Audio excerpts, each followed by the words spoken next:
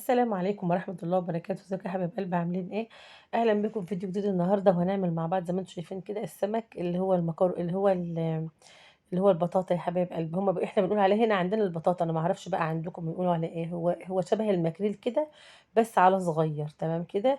بس بصراحة سمكة جميلة جدا يا جماعة، سمكة حلوة قوي قوي قوي ومفيدة جدا، يعني ما شاء الله لا قوة الا بالله، جميلة يعني. حتى عجبتنا في الاكل كده، حلوة قوي، وانا هعملها لكم ان شاء الله بطريقة حلوة. ولا هي مقلية ولا هي مشوية، ولا هعملها لكم كمان ايه بصلصة. هي هعملها لكم طريقة صينية ناشفة كده. بس بصراحة هتعجبكم جدا جدا جدا، شو يعني هتبقى جميلة وباردة. ولا هي معمولة بزيت بقى كتير كده، ان احنا نقعد نحط زيت بقى ونقلي في زيت، لا. ولا هي ما شاء الله جميلة جدا. الطريقة دي بصراحة، الطريقة دي عجبتني جدا جدا جدا، حلوة قوي. بصوا بقى، هي بتبقى باردة كده وجميلة. انا جبت بقى معايا كم طماطمية كده وقطعتها طرنشات او حلقات كده. وبرضو جبت معايا كم بصلاية برضو قطعته كده برضو الطرنشات. معايا معلقة من التوم المفروم، حلو قوي. يعني التوم ده يا جماعة انا كنت مفرزاه في الفريزر، مفروم ومفرزاه في الفريزر. ما شاء الله طلع جميل ازاي. جبته في بداية ما هو كان طالع لسه جديد، وفرمته وعينته في الفريزر بشويه ملح وعليه شويه زيت صغيرين من فوق. ما شاء الله كنت اللي زي ما انتم شايفينه كده، جميل جدا من اول واحده لاخر واحده، حلوه قوي.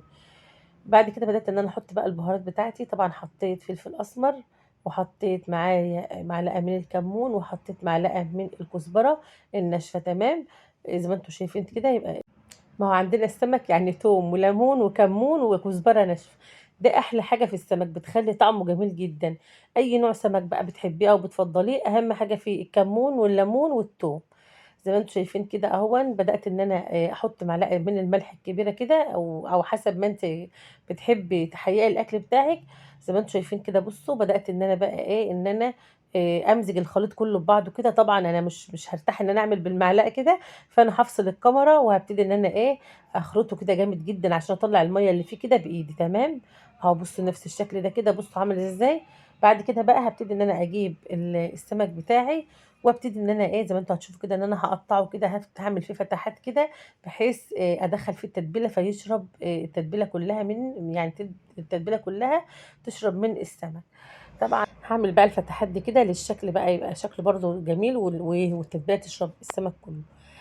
بعد كده بقى بدأت أعمل معاه شوية رز كده صيادية، أو تعملي معاه شوية رز حباية وحباية. رز الصيادية يا جماعة، بتجيبي بصلة صغيرة كده أو متوسطة الحجم، وبعدين بتقطعها قطع صغيرة كده، ويستحسن بتعملها في الكب عشان تطلع إيه، ما تبقاش شكلها باين معاكي في الرز، فاهمني.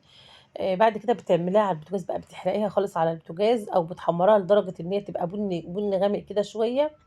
بعد كده بتحط لها بقى معلقه عسل اسود، لو ما عندكيش عسل اسود بتحطي معلقه من السكر، بتبقى معاها جميله جدا. بعد كده بتحطي معاها الملح، وبتحطي معلقه من القرفه او عود من القرفه اللي متوفر عندك، حطيه.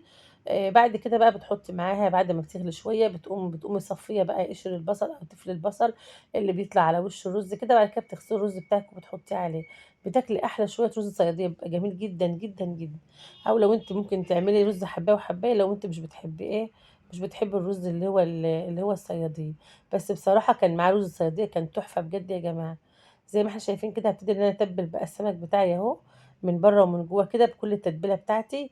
طبعا انا سبته تقريبا حوالي ساعتين في يعني في الخلطه بتاعته دي كده يا حبايب قلبي، لحد لما شرب كده من التتبيله، وبقى جميل جدا.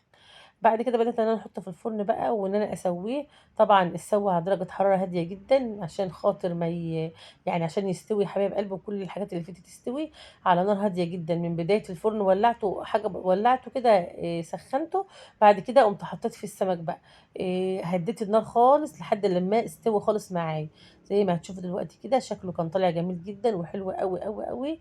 هتشوفوا دلوقتي في نهاية الفيديو، جميل جدا ما شاء الله. شوفوا بقى، انا بقول لكم ان انا سبته ساعتين اهو، يعني سبته في التتبيله بتاعته دي اقل حاجه ساعتين، يريح كده اقل حاجه ساعتين. ورحت بقى عملت الرز بتاعي، ولما خلصت الرز طلعت عملته ايه في الفرن زي ما انتوا هتشوفوا دلوقتي كده. بصراحه هيبقى احلى شويه سمك يا حبايب قلبي، هتاكلوهم.